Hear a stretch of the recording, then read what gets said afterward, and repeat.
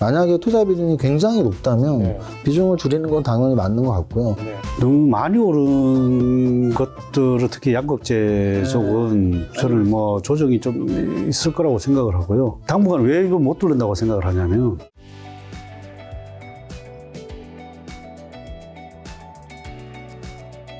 근데 아까 대표님께서 2차 전지를 팔아서 반도체로 간다는 얘기도 해주셨는데 2차 전지는 요즘에 조정 많이 겪었잖아요.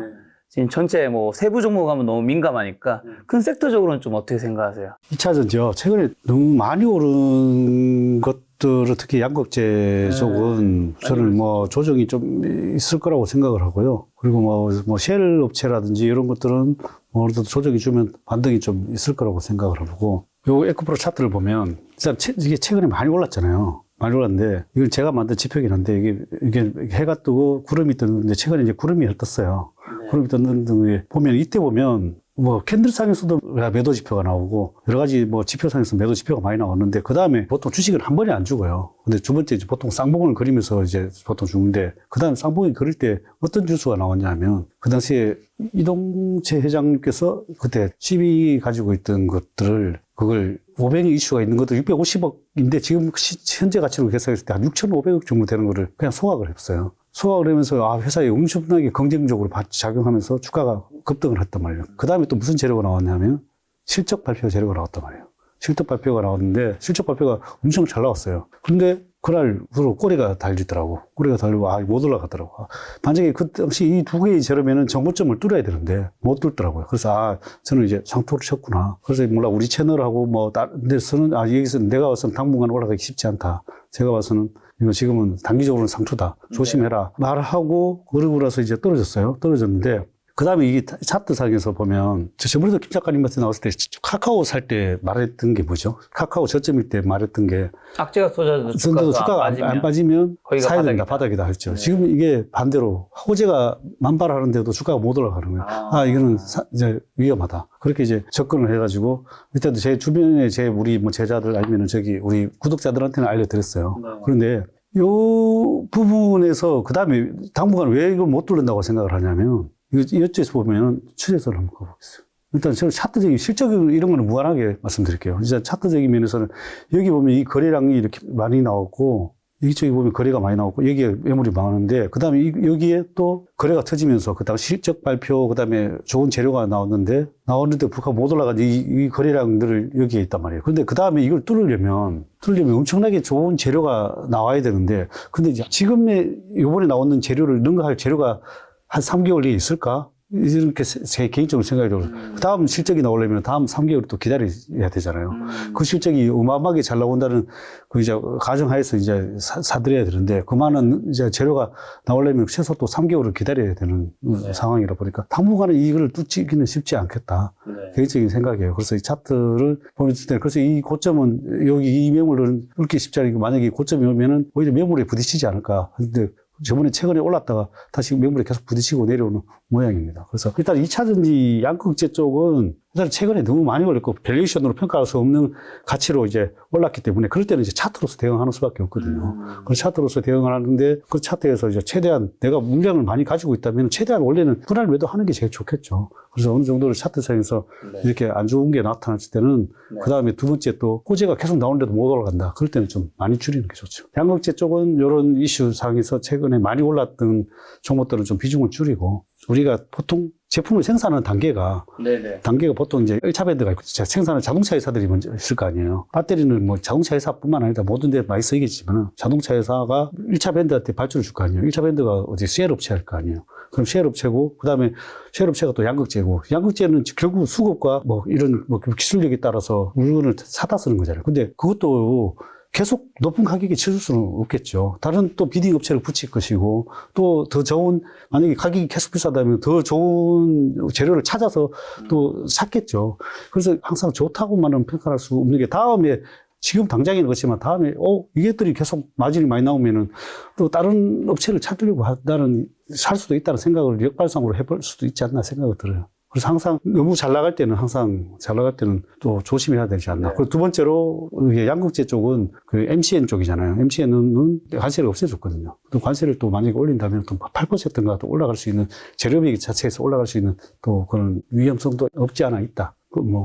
일단은 악재적인 면에서는 그런 것들도 있다. 항상 올랐을 때는 여러 가지 또 뭐가 나올지 있을지를 한번 생각해 보는 것도 나쁘지 않다고 생각을 합니다. 그러면 대표님께서는 예를 들면 몇 년 전에 이제 메타버스 NFT 열풍이 불고 그게 나중에 끝이 나면서 많이 힘들어졌잖아요. 관련된 종목들이. 2차 전지는 양극재 포함해서 셀이든 어디든 이게 지금 끝이 난다고 보는 건가요? 아니면 좀 이거는 실적이 앞으로 이제 가는 산업이니까 조정기는 겪겠지만 다시 또 나중에 이거는 그때의 메타버스나 NFT나 이런 것과는 다르게 다시 올라갈 거라 보세요. 지금 대안이 없으니까 실적과 동반되면서 갈 수 있다고 생각을 해요. 지금은 이제 왜냐하면 다음에 뭐가 새로운 소재, 새로운 양극재, 뭐 이렇게 정설할 수 있는 때로는 새로운 그게 대안이 있다면은 우리 에코프로를 뭐 예를 들면 더 대안할 뭐 업체들이 많이 뭐 정설도 하고 뭐 늘어나고 이렇다면은 더 조심해야 되겠다 생각이 들지만 지금은 그런 대안이 아직은 없으니까 좀 충분히 조정을 주고 나면 한번 또 기회는 있지 않나 생각을 합니다.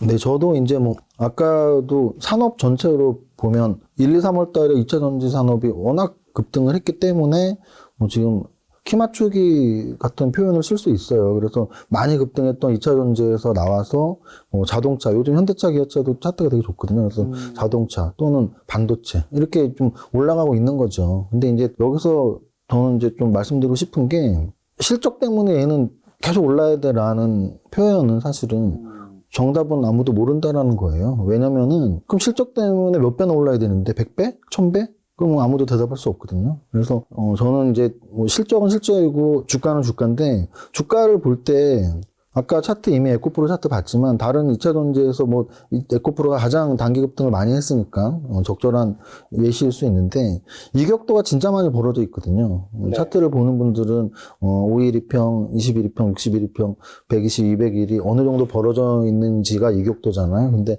그 이평선이 많이 벌어져 있다는 얘기는 초단기 급등을 했다는 얘기예요. 그래서 시총이 뭐 에코프로 BM이 코스닥 1위, 에코프로가 2위, 뭐 20조? 이렇게 오른 거잖아요. 그래서 어찌 보면은 단기 급등을 이렇게까지 할 수 있어? 실적이 좋아. 그럼 앞으로 지금부터 또 5배 올라야 돼? 근데 아무도 그건 알 수 없는 거거든요. 그래서 주식 투자자들의 입장으로는 결국은 포트폴리오로 이겨낼 수밖에 없고요. 그래서 사실 20조짜리가 밈주식이라고 할 수도 없는데 이건 거의 뭐 미국의 밈주식처럼 그냥 뭐 너도 나도 야 이건 사야 되는 거 아니야? 근데 이제 그러면서 열풍이 불었던 게 난 그냥 하나만 몰빵할래 뭐 이런 게 꽤 많았었거든요. 근데 이게 저는 그렇게 생각을 해요. 몰빵 투자, 분산 투자의 가장 큰 핵심은 리스크 관리거든요. 위험 관리. 그래서 결국은 몰빵했을 때 5배 오르면 뭐 1억에 5억 되는 거죠. 근데 뭐 분산 매도나 또는 분산 투자 안 하고 1억에 5억 됐다 할지라도 다시 또 반절 부러지면 다시 2억 5천 되는 거거든요. 그래서 만약에 투자 비중이 굉장히 높다면 네. 비중을 줄이는 건 당연히 맞는 것 같고요. 네. 그건 원칙 자체로 어긴 거니까. 그래서 단기 급등한 거에 대한 조심은 뭐 배 대표님이 이미 말씀하셨으니까 네. 분산 투자의 관점에서 말씀을 드린 겁니다. 2차 전지만 담으신 분들이 있어요. 주식 투자에서 올바른 방법은 아니죠, 사실. 왜냐면은 2차 전지 산업만 담았다는 얘기는 사실 종목은 5개를 샀더라도 2차 전지에만 투자한 거거든요. 제가 주식을 25년 했지만 그 당시 대장 산업들이 있어요. 있죠. 근데 그게 영원한 적은 단 한 번도 없었거든요. 2005년, 2007년에는 조선주의 급등, 그리고 태양광주의 급등. 그래서 그 당시 대장주는 현대중공업, 그리고 지금은 OCI인 동양제철화학. 여러분들 지금 현대중공업이나 동양제철화학, OCI 사랑하시나요? 안 하잖아요. 근데 그 당시만 해도 이 주식들이 20배, 30배씩 올라갔단 말이에요. 네. 영원할 것 같았죠. 또는 코로나 이후에 카카오, 네이버, NC소프트, 뭐 이런 우리가 소위 말하는 비대면 관련주라고 했었죠. 또는 뭐 신풍제약이나 진단시약 만드는 회사들. 주가가 그 당시에 다 10배, 15배씩 올랐단 말이죠. 영원할 것 같았죠. 근데 이제 그렇지 않다라는 거는 주식 5년, 10년만 참여하면 알 수 있으니까 저는 2차 전지 산업이 나쁘다가 아니고 주식 투자를 죽을 때까지 오래 하실 거라면 2차 전지 산업만 사면 돼. 또는 뭐 2차 전지에서도 제일 확실한 거 하나만 사면 돼라는 마인드는 조심해야 될 마인드고 여러 가지 산업들, 반도체 산업, 자동차 산업, 2차 전지 산업, 요즘에 사실 하이브나 기획 3사도 굉장히 좋았거든요. 그러니까 엔터 산업. 이렇게 좀 이렇게 구분을 해서 분산 투자를 하는 분들이 결국은 더 오래 가는 투자자가 될 수 있다라고 강조를 드립니다. 그럼 말씀하신 두 분은 엔터테인먼트 섹터가 요즘 많이 올랐죠? 어떻게 보시고 앞으로 좀 어떻게 보세요? 저 같은 경우는 이제 뭐 매달 한 번씩 성장주 강연회도 하고 또 제가 쓴 책 제목 자체가 성장주의 투자라는 책 제목이기 때문에 성장 산업에 늘 관심을 갖고 있고요. 2차 전지 산업이 당연히 성장 산업이듯이 엔터도 성장 산업일까라는 의문들이 가끔씩은 있었어요. 하지만 확실히 한류는 아직 계속되고 있고 성장 산업이라고 말씀을 드리고 싶어요. 그래서 이제 엔터주에 투자하실 때는 항상 두 가지를 봐야죠. 기획사에 투자할 것이냐, 뭐 드라마 제작 관련 제작사에 투자할 것이냐. 근데 최근의 흐름은 뭐 기획 3사가 기획사 쪽인 거죠. 압도적이었던 거죠. 하이브가 대장으로 치고 나갔고 JYP 같은 경우도 신고가를 뚫으면서 굉장히 뭐 기획 3사가 좋았습니다. 궁금한 게 지금 기획사랑 드라마 제작사 둘 중에 선택을 해야 한다고 하셨는데 지금 기획사들이 많이 꿈틀댔던 거는 기획사가 드라마 제작사보다 실적이 더 좋았던 건가요? 아니면 다른 것들이 있었나요? 실적이 일단 좋죠. 실적이 더 왜냐면은 JYP 같은 경우도 실적이 굉장히 좋았고 YG도 실적이 좋았고 하이브도 좋았고 근데 이제 드라마 제작사들은 사실은 뭐 우리나라의 그 열악한 드라마 제작 환경들 때문인지 실적이 그렇게 좋은 회사들은 있진 않아요. 어찌 보면. 그래서 이제 실적으로는 기획 3사와 하이브가 훨씬 좋고 다만 이제 뭐 재료 가치 측면으로 그때그때 가서 뭐 넷플릭스 관련주랄지 뭐 어떤 영화나 드라마가 히트칠 때랄지 요럴 때 이제 또 드라마 제작사들의 움직임이 나오는 거죠. 근데 일반적인 개미들은 저같이 이제 개인 투자자들은 뭔가 넷플릭스에서 우리나라 영화나 뭐 드라마들이 히트를 막 칠 때마다 이제 드라마 제작사도 엄청 오를 것 같은데 왜 그건 그렇게 안 가는 거예요? 근데 방금 말씀드렸지만 실적이 좋은 건 어찌 보면 실적과 주가는 일시적으로는 분리가 되더라도 한 방향으로 가야 되니까 사실 JYP 같은 경우는 영업이익률이 30%를 수년째 지금 유지를 하고 있거든요.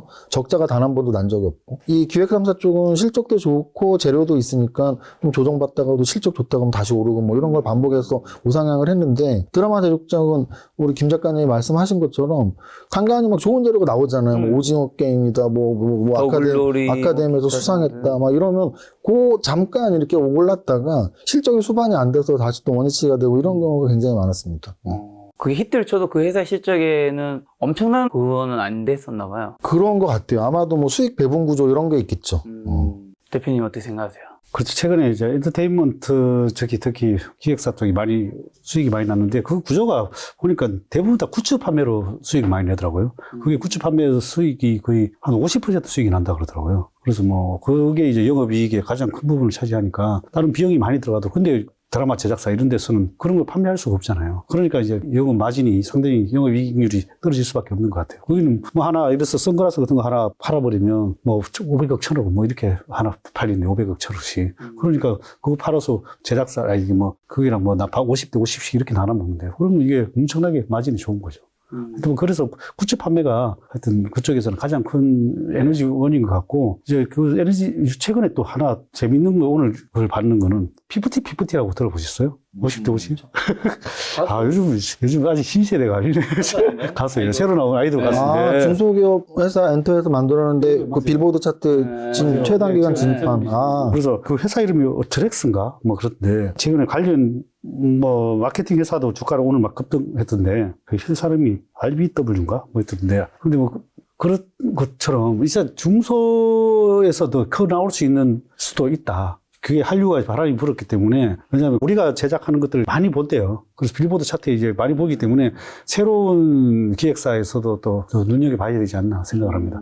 물론 뭐 비상장이긴 한데 상장회사에서도 이제 새로운 기획사를 해서 한번 히트가 치면 엄청나게 또 그런 거는 이제 어떻게 보면은 주가가 진짜 그런 거는 10배가 나올 수 있겠죠. 만약에 뭐 매년 적자라도 한 사람 히트 쳐버리면. 근데 이제 예전보다는 이제 한류가 상당히 좋기 때문에 히트 칠 확률이 옛날보다는 많이 높아졌다고 생각합니다. 대표님 말씀하신 거 이렇게 좀 이해가 될까요? 이 기획사랑 드라마 제작사의 차이는 약간 팬덤이 있냐 없냐 예를 들면 가수들은, 아이돌은 어쨌든 그들 자체가 캐릭터이고 팬덤이 형성되니까 그들의 뭐 앨범이든 굿즈든 사주는데 우리가 뭐 더 글로리, 오징어 게임 히트했다 해서 뭘 사실 사줄 게 없잖아요. 그렇죠. 그럴 때 이제 그 연예인 하나가 상품이 되겠죠. 그렇죠. 그러니까 그분은 이제 글로벌적인 몸값이라든가 인지도 높아지겠지만 그래서 아이돌은 이제 굿즈를 다양하게 만들어서 팔 수 있는 뭐 이렇게 상품들이 많이 있는 것 같더라고요. 혹시나 그래도 뭐 이 중에서 그럼 엔터사 중에서는 어디 제일 좋게 보시나요? 주가적인 측면에서는? 사실 수년간 재무제표나 차트는